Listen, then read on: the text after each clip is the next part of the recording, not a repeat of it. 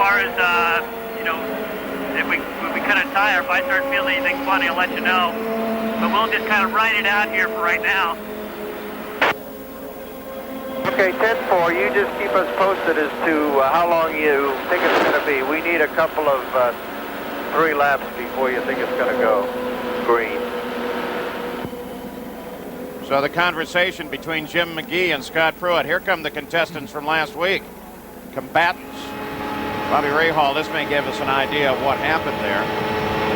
Coming off of 4, off of 1, there's first car up into the wall, parts all over the place, both cars together. Boy, Rahal almost caught a wheel carrier, up carrier and wheel. Yeah, both cars got together, went into the wall together, it looked like. Not quite as good a picture we like to see yet. Hard to tell if that was an engine going and then they got together, or if that smoke came off of tires locked up because they were already in trouble. Looked like tires, Paul, but it could have been an engine. One of those out was Brian Herta, running in 4th place, Jackaroo. And we're showing you the damage on Brian Herta's car. It is a mess on the left side. Brian, tell us what happened out there.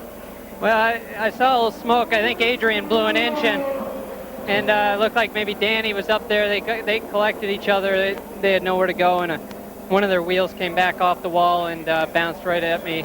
I tried to miss it, and you know, there's just no room. At these speeds, how much of it is thinking and how much of it is just plain reflex when you see a wheel bounding towards you? Well, that's all reflex there. You know, the Target Scotch video car was running great, and you know, we were looking forward to a good finish today. I'm disappointed for the crew, but you know, I got some useful miles here at Michigan. I've never raced before, and I'm looking forward to the next race in Mid-Ohio. Guys, this is the difference between our normal 200-mile events and a 500-miler, the stuff that happens after 250 miles. Well, there it is again, and still we're going to have to do some more analysis to find out what happened to Danny Sullivan, Lynn St. James, and as Brian Herta mentioned, maybe even Adrian Fernandez. We'll be back after these messages and a word from our ABC stations. Brian Herta also in this accident. We're concerned about Danny. We'll give you an update as soon as we know. Now watch as he comes down through the debris. Now look at this. Look at that wheel and hub carrier. That's a lot of weight. And bang, it hits the car, takes off the onboard camera, as well as the left front. That tire had been down and gone back up and came back down again. This is Lynn St. James. It's a report transported to the infield care center here.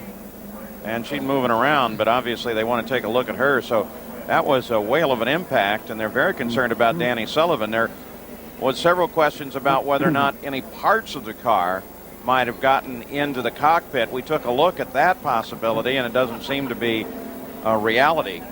But we are concerned about Danny Sullivan. So we're under a caution here. Scott Pruett is the leader, and he's been talking back and forth with his team manager, Jim McGee. Al Unser Jr. is second. Adrian Fernandez was not part of that, despite the description that you heard from Brian Herta, and he is on the course in 3rd place. Teo Fabi is now 4th. Brian Herta is still being scored in 5th place, but obviously he's out of the run. So we continue to wait for a green flag once again here at the Michigan 500. It's been a very typical day at Michigan. Full course caution. Danny Sullivan has just been extricated from the car and is now being moved over to the ambulance. We should see several more laps of yellow, which may figure into the tactics of the 2 front runners, Scott Pruett and Al Unser Jr. As yet, we have no official word on the condition of either Lynn St. James or Danny Sullivan. And we've talked about the banking earlier. That's why all those guys are being very careful with that gurney. It is so steep there, they have to make sure they don't have it get loose on the way down the banking. So they're going to take Danny, get him in the ambulance. We think of Danny's glamour and, of course, his long, very successful career in car racing, Formula One, coming here to Indy, driving for Roger Penske, winning the Indianapolis 500. But he has also paid the price from time to time. He's been injured several times in his career, and let's just hope it's not seriously this time. We mentioned Dr. Steve Alvey earlier. Looks like he was one of the folks right there helping tend Danny Sullivan. Let's go over to Gary Gerald. In the Penske camp, Roger Penske up there on the wall and plotting strategy, and what they're trying to do now is play a waiting game as these yellow flag laps tick off so very slowly. 200 laps now complete, 400 miles, 100 miles to go. What they want to do, if at all possible, is get to lap 210 to open up the fact that then they would not have to make another pit stop the rest of the way. Keep in mind, early, they did get 41 laps under green flag conditions. The next stop, however, was 37 laps. They can get to 210. They think they can make it the rest of the way under green flag conditions. But at this very slow pace, they're still just under 10 laps away from that. Jack? Well, Gary, down here in the Pat Patrick team, almost precisely the same thing is going on. One of the things that the team has been doing, though, has been watching the television monitor, first and foremost to see the condition of Lynn St. James and Danny Sullivan, but more importantly to try and assess how long this caution will take place. Their window opened up at lap 200. The farthest they've gone thus far today was 46 laps. They feel that if they can get into that 205 to 206 area, they could give Al Unser Jr. and Team Penske a chase right to the finish line without having to take on additional fuel.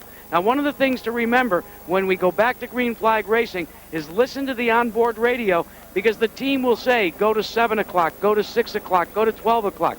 One of the interesting things we found out, though, because people change teams, the teams change what those signals mean. If you lose a crew member, he goes to work for someone else. He monitors the radio and says, they go to 6 o'clock. That may mean go to full fuel. It may mean only go to 3/4 fuel.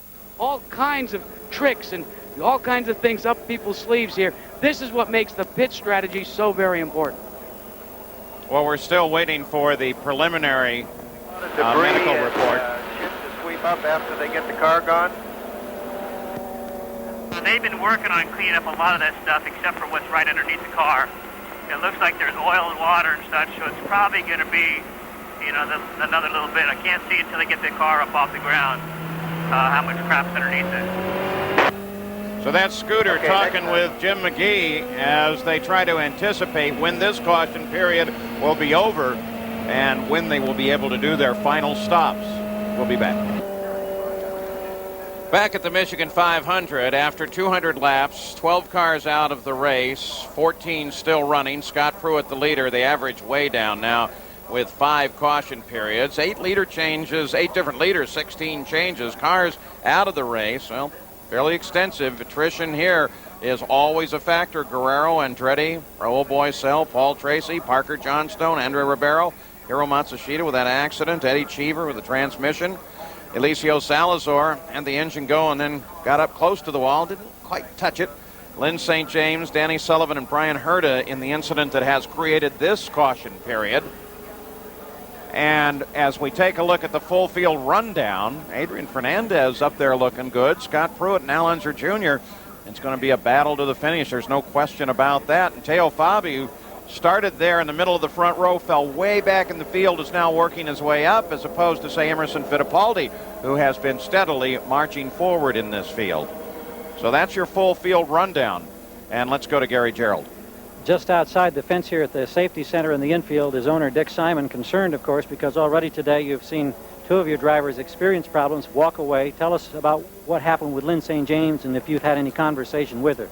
Well, Gary, Lynn was doing a magnificent job. She was running 8th, I believe, at the time, and the car was absolutely perfect. She didn't want any changes, and she just radioed into us as she was going into turn 1.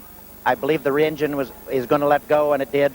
And at that time, she also said, whoa, and I think that's when Danny Sullivan hit her. The next thing I heard on the cart monitor that we monitor, that she was okay. Driver code 1 means that she was okay, so I gather that she's fine.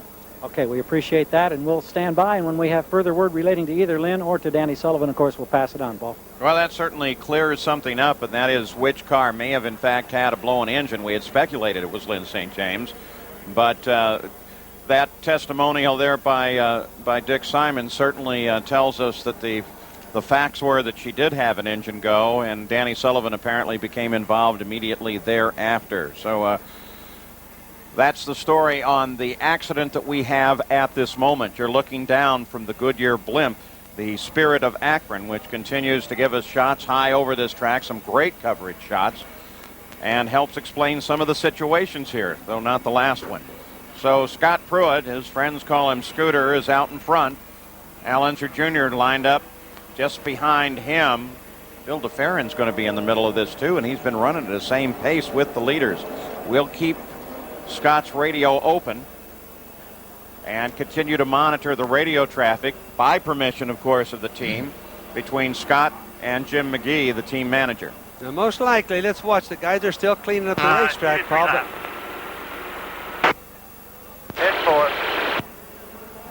But both of these guys are probably going to come in. There's the mess that's still on the track.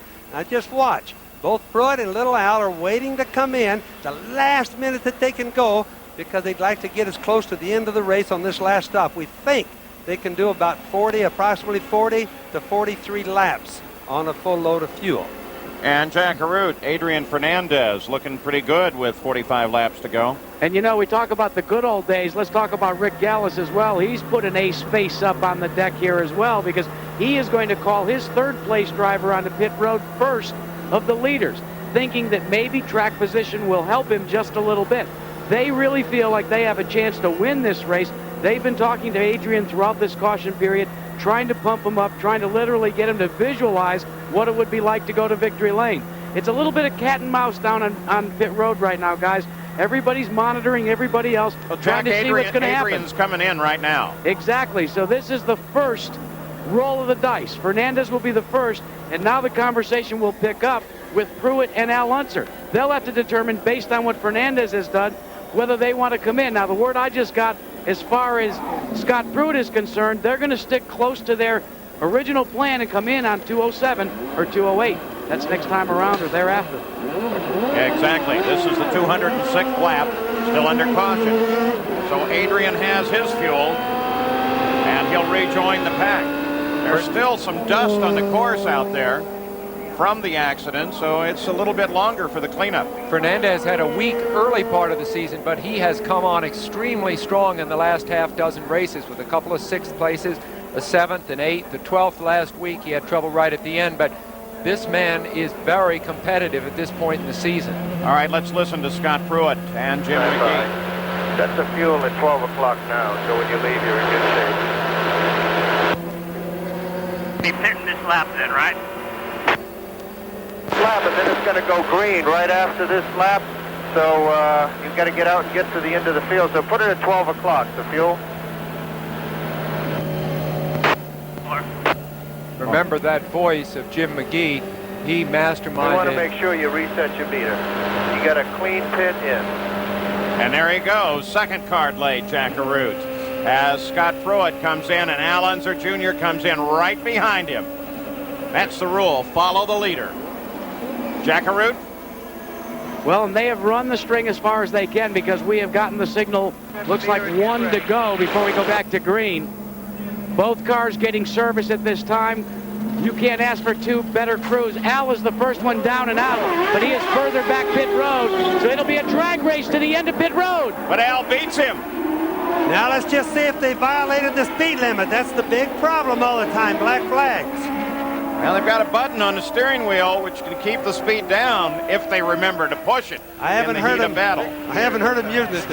Let's listen. Ready to go green. Get ready to go green. Didn't mean to shush you there, Bobby. That's all right. No, I was trying to listen to it too, Paul. Lynn St. James. Obviously, she's all right, and that's good news for us. That voice of Jim McGee, remember, he monitored. I used to listen to that a lot of times, Sam. All right, 207 laps. Green flag is already out. Jim McGee gives them the word. And back in the pack now is where that battle will develop. Adrian Fernandez with